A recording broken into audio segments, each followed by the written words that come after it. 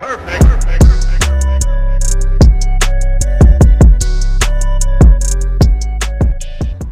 Everyone, welcome to Yadav food factory. నేను మమతా నిఖిలేష్. ఈరోజు ఇంకొక మంచి రెసిపీతో వచ్చాను.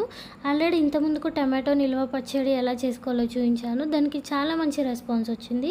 ఇప్పుడు నిమ్మకాయ నిల్వ పచ్చడి ఎలా చేసుకోవాలి అనేది చూపిస్తాను. ఇది మీరు 1 year వరకు కూడా ఈ పచ్చడి అనేది నిల్వ పెట్టుకోవచ్చు అన్నమాట. సో పాడవ్వకుండా, బూజు పట్టకుండా కరెక్ట్ క్వాంటిటీలో ఎలా చేసుకోవాలి అనేది చెప్తాను. సో ఈ నిమ్మకాయలు చూడండి, మనకి ఏమంటారు, బత్తాయిలు అంత పెద్ద సైజులో ఉన్నాయి. సో ఇవి ఏమంటారు, మా తోటలో కాసిన నిమ్మకాయలు అన్నమాట.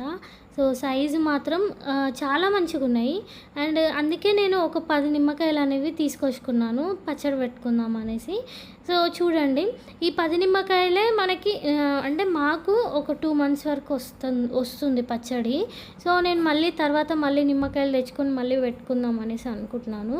కాకపోతే ప్రతి ఒక్కరికి నిమ్మకాయలు ప్రతిసారి అవైలబుల్ ఉండవు కాబట్టి ఒకేసారి 1 yearకి సరిపడంత కూడా మీరు నిల్వ పచ్చడి అనేది పెట్టుకోవచ్చు. ఒక 50 నిమ్మకాయలు అలా పెట్టుకుంటే, ఇవి నేను జస్ట్ కరెక్ట్గా ఎగ్జాక్ట్గా ఒక 10 నిమ్మకాయలు మాత్రమే పెడుతున్నాను.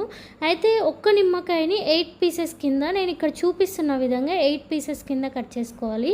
ఒక నిమ్మకాయ 8 ముక్కల కింద కట్ చేసుకోవాలి. కొంతమంది పొడుగ్గా కట్ చేసుకుంటారు, కానీ ఈ నిమ్మకాయలు పెద్ద సైజులో ఉన్నాయి కాబట్టి నేను ఇలా 8 pieces కింద చేసుకుంటున్నాను. ఒకవేళ మీ దగ్గర చిన్న నిమ్మకాయలు చిన్న సైజువి దొరికితే మాత్రం మీరు 4 pieces కింద కట్ చేసుకోండి. సో ఇలా మొత్తం నేను ఒక 10 నిమ్మకాయల వరకు కట్ చేసుకుంటున్నాను అన్నమాట. సో నెక్స్ట్ ఏం చేయాలో చూసేద్దాం. నేను చెప్తున్న విధంగానే కొలతలతో పెట్టుకోండి, పర్ఫెక్ట్గా వస్తుంది.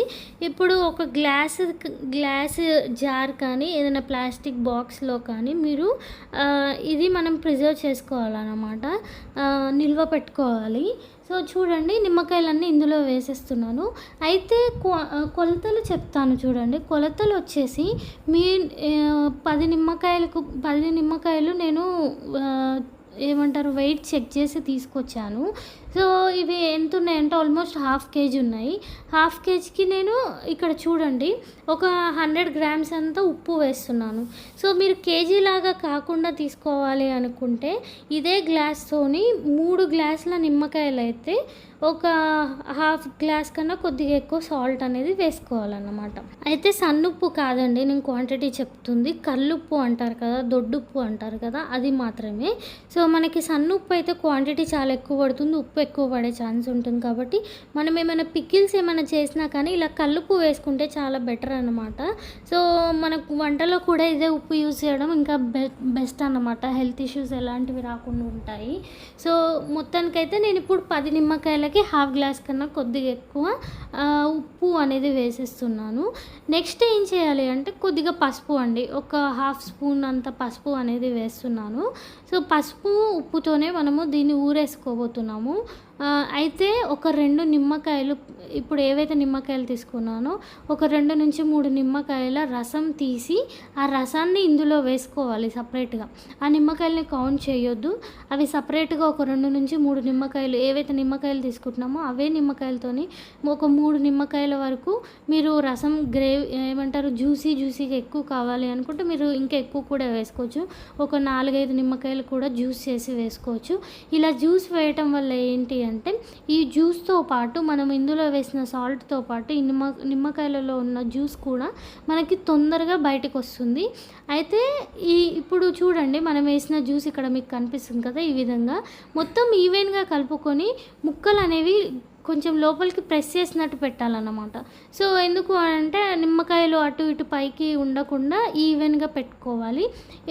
ఇది ఎవ్రీడే ఒకసారి తడి లేని స్పూన్తోని కలిపి ఒకసారి ఇలా రౌండ్గా కలిపేసుకొని మళ్ళీ నిమ్మకాయల్ని ఏమంటారు, నేను ఇంతకుముందు చెప్పాను కదా పైకి కిందికి లేకుండా ఈవెన్గా స్ట్రైట్గా పెట్టుకోవాలని, అలా పెట్టుకోవాలన్నమాట. ఇది 8 days తర్వాత అండి. 8 days తర్వాత మీకు డిఫరెన్స్ అనేది చూపిస్తాను. సో ఆ జ్యూస్ అనేది చాలా థిక్ థిక్‌గా స్టిక్కీగా వస్తుంది చూడండి ఇక్కడ ఈ విధంగా. సో, ఇప్పుడు దీన్ని మనం తాలింపు వేసుకోబోతున్నాం అన్నమాట. మీరు ఎవ్రీడే గానీ 2 డేస్‌కి ఒకసారి గానీ నిమ్మకాయలనేవి కలుపుతూ ఉండాలి. 8 డేస్ తర్వాత 10 డేస్ తర్వాత మీకు కావాలి అనుకుంటే మాత్రమే తాలింపు వేసుకోండి.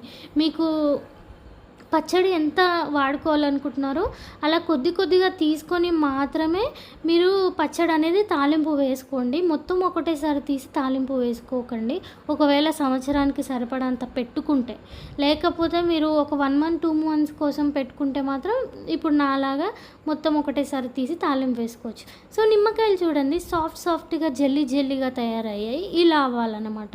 ఎక్కువ రోజులు ఉంచితే ఇంకా సాఫ్ట్ అయిపోతాయి. కాకపోతే నాకు ఈ నిమ్మకాయ ముక్కలు అనేవి కొద్దిగా ఇలా ముక్కల్లాగా ఉంటేనే బాగుంటుంది అనేసి ఇప్పుడే తాలింపు వేస్తున్నాను అనమాట. మినిమం 8 to 10 డేస్ వరకు ఉంచుకొని ఆ తర్వాత మీరు తాలింపు వేసుకోవచ్చు.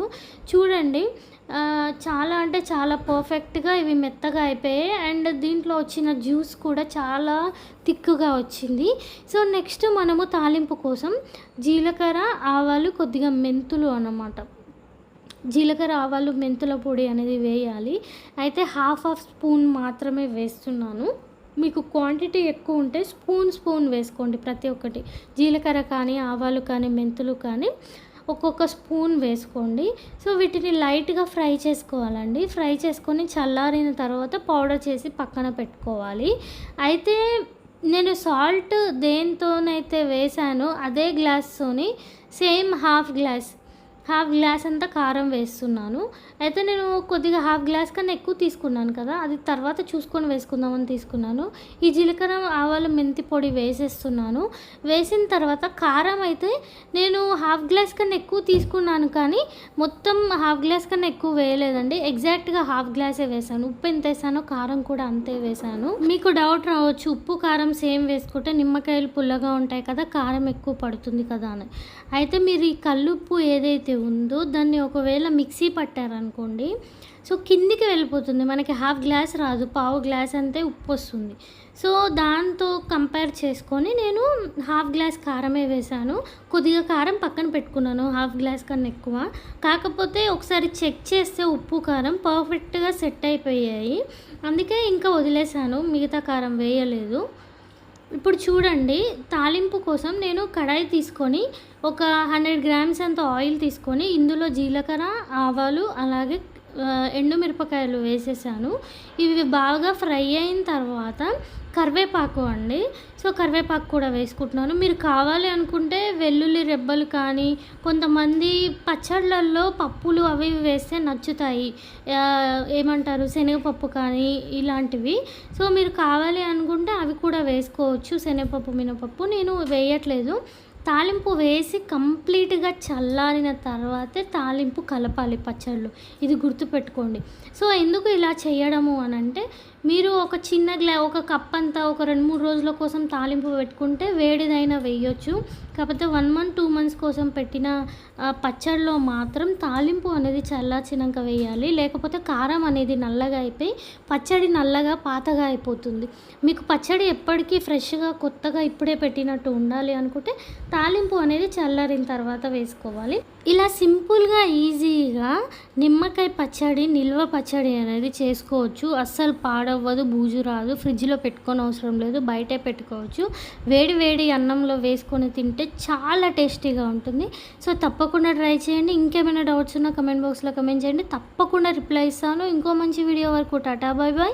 Love you all.